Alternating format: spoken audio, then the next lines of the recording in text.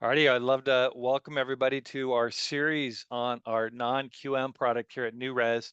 We rolled out a ton of enhancements about a month ago, early June, and we ran a webinar and got tremendous feedback, but we wanted to go more in depth on every one of our products. So last week we covered our bank statement product. If you missed it, we will be posting out some training on it. But today we're going to be going over our debt service coverage ratio product, or our DSCR product. We call it Smart Vest here at Newrez. Everybody has a great name for their programs. Just think of investor products for your clients. We have a tremendous amount of people on the call. We have our powerful AE, Maureen Reynoso, and she's going to be helping us out talking about how the product is marketed. You got Jevin Stafiri, um, who is our VP of underwriting on the wholesale side for all things non-QM and everything non-QM related. Our great enhancements that came out are a function of Jevin and its hard work. Obviously, myself, been in the business for a while, new here at Newrez, and I joined because of this, one of the reasons why this product as well. We've been doing a ton of work on it. We securitize on our own. We see no reason why all of your non-QM products shouldn't be coming our way here at Newrez. And then we have Cecilia Estrada as well, who is our business development manager in all things non-QM when it comes to training, making sure all of our partners like you understand our product. So I'm going to turn it over to her today to cover everything that we have to offer. Thanks. Thank you, Don, and thank you to everyone who registered, who's logged in. Like Don said, we've been doing these mini webinars every week just to give you an idea of what each of the products entails, give you a little bit more clarity on each of the features. And so today we are focusing on investment properties, but more specifically on DSCR, right? Debt service coverage ratio. This is a huge topic in non-QM, and we're proud actually to share that we've actually got two products for our DSCR, and we're going to share all of those highlights with you. So first and foremost, because I know that there are a lot of newbies, a lot of people that have never used non-QM, probably never even used a DSCR product before, and you're wondering, what is DSCR, right? So DSCR is comparative to debt to income, DTI, right? Debt to income on a traditional loan, but DSCR is debt service coverage ratio. And basically what that means is that the debt service is the mortgage payment on that loan, and the coverage, what's covering that is the rent, right? So what we do to figure out the debt service on a particular subject property, on an investment property, is we take 100% of the rents and divide it by your mortgage payment. And that mortgage payment is going to be the full amount, PITIA, right? Unless you're doing an interest-only loan. But it's rent divided by mortgage payment, and that gives you your DSCR. Okay, so it can be a 1, which is just breaking even, or it can be below a 1, it can be above a 1, but that's just the calculation and the formula, all right? So DSCR is specific to investment properties, right? Because we're looking at rent versus the mortgage payment. And really what an investor is looking for is cash flow. That is the name of the game, cash flow. That's what they want to see, right? That's the whole point, to buy a property, turn it into a business, and earn some money. You want that cash flow. So that is what we're looking for when we're qualifying a borrower. Is we're not, yes, we are looking at the borrower in terms of their credit score, but really our focus is on the property. The property is the business. The property is what's actually going to bring in the money. So that is our whole focus, right? So the way that we like to look at our DSCR loans is very simply. Number one, we want to see, well, first of all, what kind of borrower do you have? Are they eligible, right? So you're going to be working with a variety of borrowers, US citizens or permanent residents who have a valid green card. And all we're really looking for is that they are not first-time home buyers, right? First-time home buyers are going to be better suited for buying a primary home, a home that they're going to live in. But with our borrowers for DSCR, they're going to buy an investment property. We want them to have a little bit of experience under their belt. So either they're going to be seasoned landlords, seasoned investors, people who already have investment properties, maybe 1, maybe 10, right? They already have experience being a landlord, having tenants, or The only experience that they have is with their own home, the home that they live in, right? A primary home. This is called a first-time investor, right? They're not a first-time home buyer because they already own the home that they live in, but they're a first-time investors. They're first time buying an investment property. And you can see there on the top left-hand side, the only thing that really separates these two, other than the experience, is the credit score. A seasoned borrower can have as low as a 660 score, and a first-time investor will have at least a 680 score. Okay, so that's really the main difference there. Once you determine that you've got an eligible borrower, the next thing we want to do is take a look at that property and see what kind of rent can it bring us, right? Because that's how we're going to make this mortgage payment every month, is that type of rent. And there's two types of rents.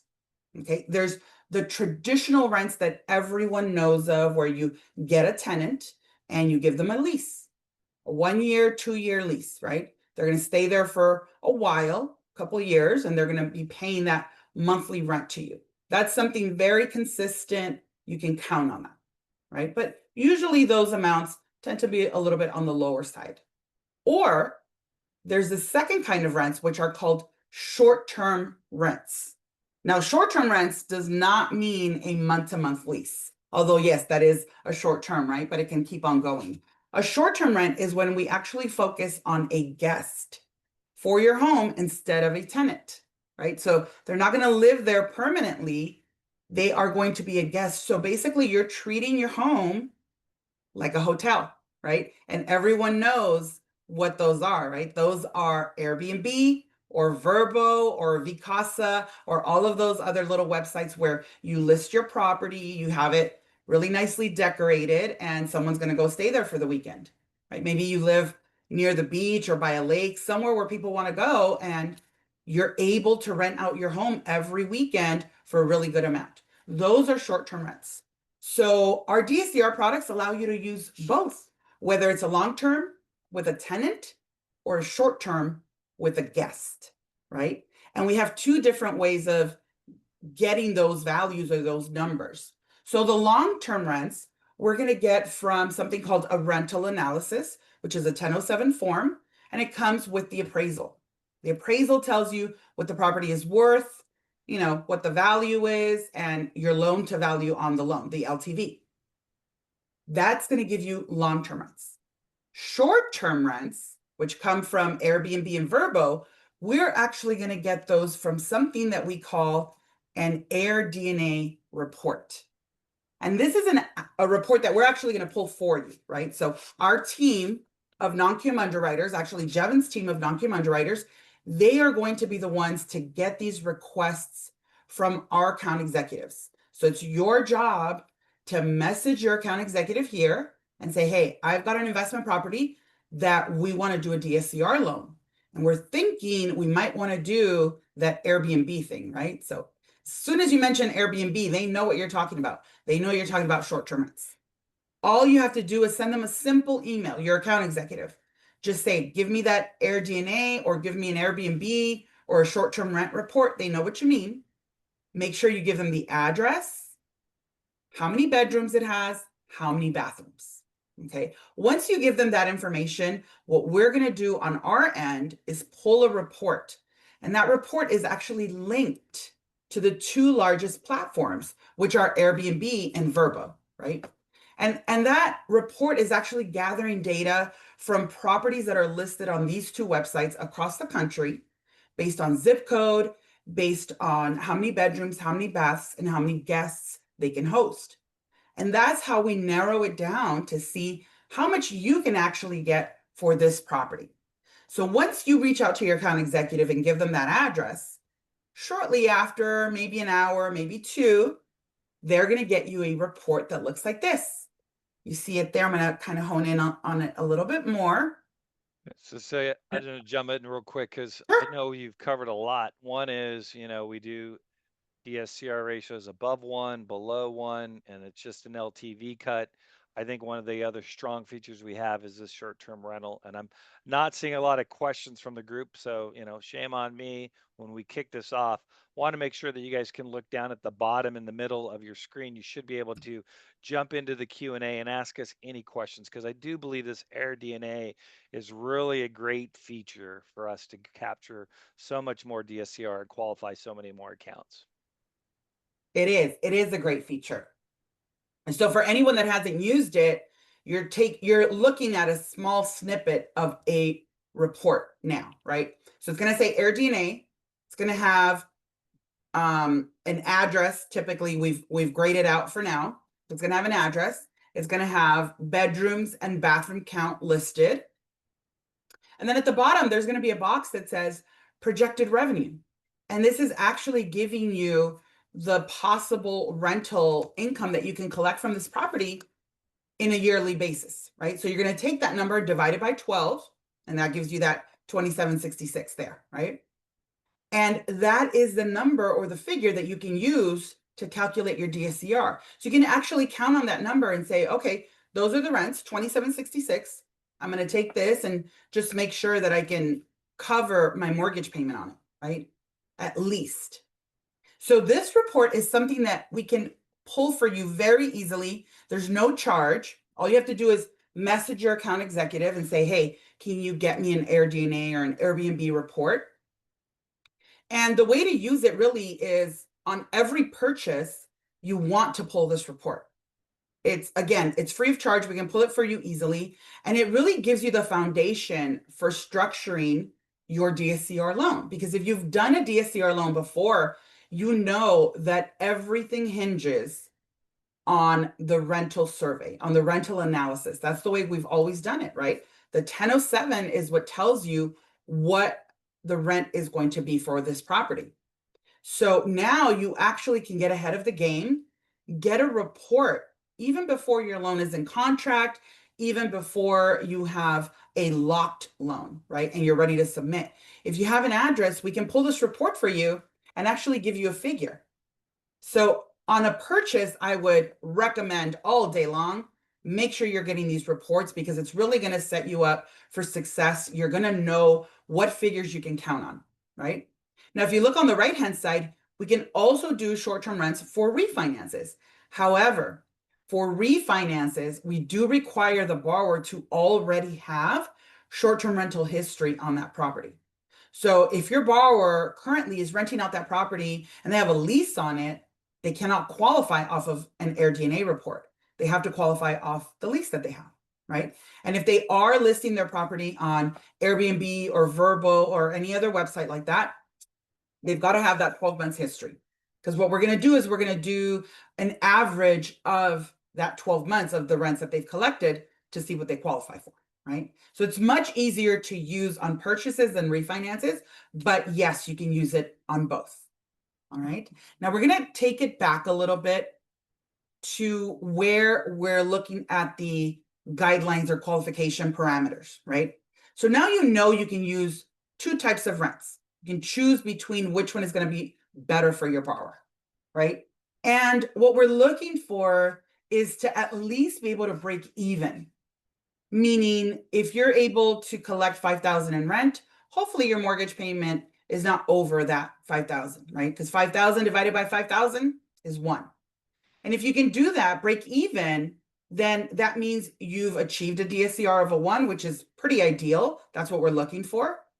But if you take a look there on those bullets on the bottom left, we actually do allow you to go below the 1, which means going negative, meaning your mortgage payment is 5,000, but you were only able to get 4,000 for rent. So you're coming out of pocket every month, right? It's okay. We allow for that at a lower DSCR, right? A little bit more of a down payment, but we do allow for that.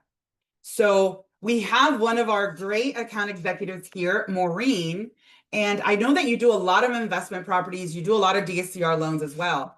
How would you say most of your loans turn out? Do you usually get them to qualify on the short term, or do you end up going below the 1 on the DSCR? How are you usually working out those loans?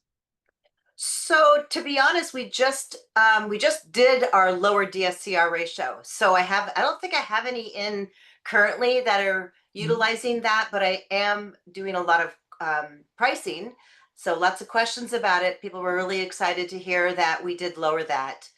And I actually am doing quite a few of the short-term rentals Oh, um, good. from a lot of my clients in the Midwest, Colorado, Georgia, North Carolina. I One of my large accounts is nationwide, so they're coming in from all over the place. But I'm just seeing more vacation rentals down in that area.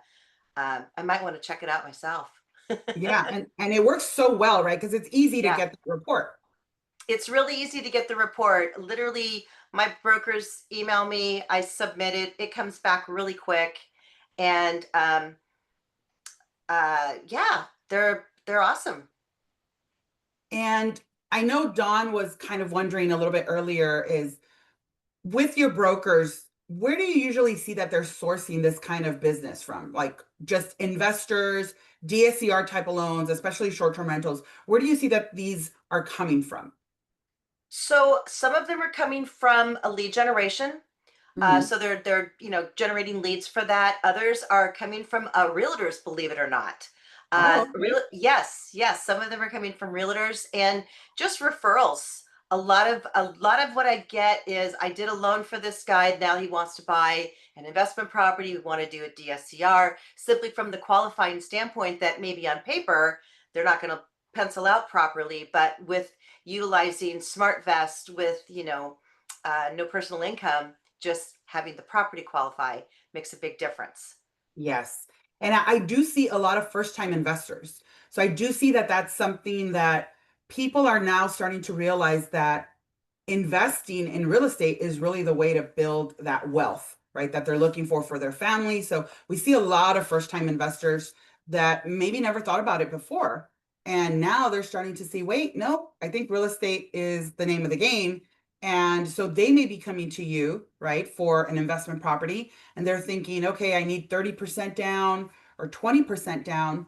If you look at those parameters that we have listed there on the left-hand side, for one of our options, you only need 15% down, right? So as long as we can qualify based on a 1007, which is long-term rents, and you can even out, right? You can break even, which is meeting a DSCR of a one. All you need is that 15%. So it's not requiring too much. But then also, if you look at some of the bullets that we listed on the right-hand side, you will see that gifts are allowed. I think this is a huge, huge piece, especially helping our first time investors getting that gift for your down payment, whether it's closing costs, the reserve requirement that you have to meet, any of that, just getting that gift allowed on an investment property is huge. And we're seeing a lot more newcomers to this part of the game, right? Where before maybe they just were sticking to a primary home, and if they were ever going to get a new property, they were going to sell their primary and then move into the new one. Now they're saying, no, wait, I don't have to do that. I can expand my real estate portfolio and I can actually be a landlord, I can be an investor. So that's one of the things that I've been seeing a lot with those new loans. And then also make sure that you know that with all of our non-QM products, non-warrantable condos are a part of the properties that are eligible. Yes, we do, single family homes, 2 to 4 units, right? We have residential units that we allow. And within that scheme, we also allow for condos. So whether it's a warrantable, non-warrantable, or even a condo tell, they are eligible on our DSCR products. So make sure that you remember that you don't have to give up that property that was not warrantable. You can move to a non-QM product and get that done. And I know you do a lot of non-QM non-warrantables as well, Maureen. A lot of people do them, especially in the Midwest, right? So Yeah. I'm also seeing a lot of condo tells in Hawaii. yes, in Hawaii, especially. Yeah. And we've got a great condo team. We're actually going to be doing a webinar in the future specifically for condos. So we'll be able to give everyone the information there for the condos. We Now, have the we mhm, have the best condo team in in the business. No, We're I'm not, we're not not kidding you. biased. By We're not far, biased at all. by far, I get so many questions on condos, and I just put on the subject line the name of the project. I copy my broker in. They respond super quick. They're amazing. They really truly are. We have a lot of intel that other lenders don't have from our condo department, so I think that gives us a step up. Yes, yes, definitely. Now, one other thing that I wanted to mention on our DSCR product, so now you know you can work with short-term rents, long-term rents, seasoned landlords, first-time investors. But one other thing that people don't realize is that on our DSCR product, we also allow for foreign nationals, right? That is a little caveat or a little additional feature to our SmartVest product. Foreign nationals. So if you have international contacts, people that are, dealing with people around the world globally, and they have maybe family or friends that want to purchase an investment property here, and they are a foreign national, meaning that they are a citizen and resident of another country. They don't live here, they're not planning to move here or into that property. Yes, you can help them purchase an investment property here. Okay. We've required 30% down for our foreign nationals. It's DSCR, so of course they're not going to provide any income or any of, debt ratio things, traditional items, right? It's going to be all DSCR, all based on the rental for that investment property. So that's another feature that you can use if you decide that you want to go this route. Okay. Now, Jevin, I know that you've been manning the questions. Is there anything there that we need to address or clarify? No, so far they've been pretty few and far between in here, and nothing of something we should go over. All right. I Okay. do And believe, anything and that to you say is think. that Mhm. I would just love to point out, like you keep talking about just all the different features, and Marine even referenced that we rolled out some of them that are new, but I do believe we're not only the investor of choice, but when you start looking at some of these things, whether your DSCR falls below 1 because you have to get a 1007 because you don't have the property that's rented currently, all these things we can now do just with an LTV cut. And if you combine that, because you have access to funds through the gift program, right?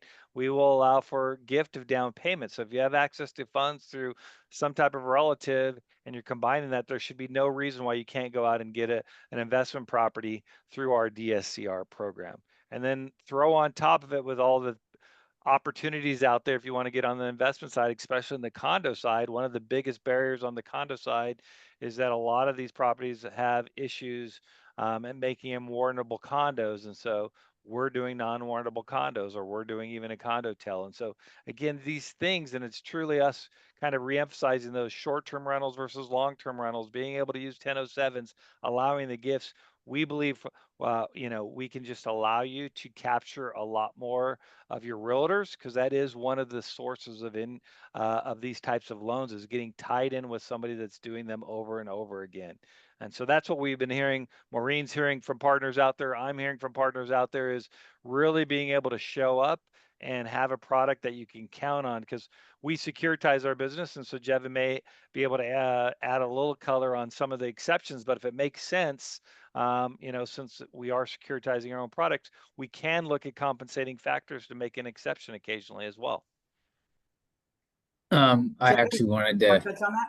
I wanted to hit on one of the questions actually that Kip put in the chat here. Maybe this is for you, Maureen. I don't know if there's an easy way. He's asking how would you price one of these out in Blueprint. So I don't know if there's like an easy, like, is there a checkbox? Like, how do they get to the DSCR specific? So when you want to price for the DSCR, literally saying yes, that it's an investment property, or not yes, but you're listing it as an investment property, but putting in the DSCR ratio. If you don't put a DSCR ratio in, it will not price. And I find that is the number one question. And if they don't know what it is, just put in 1. If you know what it is, put it in, because if you are going for a lower DSCR ratio, you want to get the right LTV bucket that you're going to fall into, and FICO bucket. So, but that's really it, is just putting the DSCR ratio in there. Or if you're also trying to get a foreign national, there's a box that you can check for foreign national, which is real important. Yes. And the DSCR box that you're going to fill in with that 1 is right next to the debt ratio box. So when you're filling in your pricing, you're probably already used to where the debt ratio box is. It asks you if it's 43, 45, 50. The DSCR is right next to that box. So the moment you tap in a number into that DSCR, it knows to give you our pricing for our DSCR products. And depending upon where you're pricing it, whether you're pricing it in Blueprint or in H2O or any other pricing engine out there, the DTI box does need to be checked, and I simply put a 1 in there. Okay. Even though we don't require a debt to income ratio, just put a 1. Exactly. I always just put 40. I put a number just so that I don't leave anything blank. I want to make sure I get all the results possible, because we do have investment offerings on other products, but the moment that you put in a number or a figure for DSCR, you'll get all of our DSCR offerings. And of course, you can always reach out to your account executive to make sure you're getting the best pricing and the correct pricing as well. And I'd like to make a note here, even if you're looking for, say, a full doc Fannie Mae investment property loan, you should also check your non-QM box, because in certain occasions we are priced better in SmartVest, maybe SmartVest Platinum versus Fannie Mae. I have seen, I don't even call it a unicorn, I've seen it quite often that we're priced better in SmartVest than we are with Fannie Mae.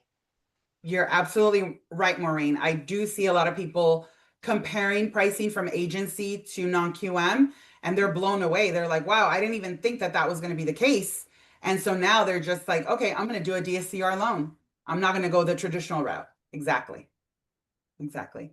So any other questions on there, Jevin, that we need to address, or anything else, Don, that you want to say before we end? Yeah, I'll just chime in that says, please reach out to your AE, ask them about the products, because sometimes we're trying to put a loan in a DSCR product and our AEs know that, you know, you start talking to them about assets and we realize we have enough bank statements and it fits better under a bank statement program because we have more flexibility there. So just reach out. Our AEs know the guidelines. I do want to highlight again, our DSC product does require you to be licensed in the state, but again, we have so much to offer. Please reach out to the AE and get feedback on how we can help you.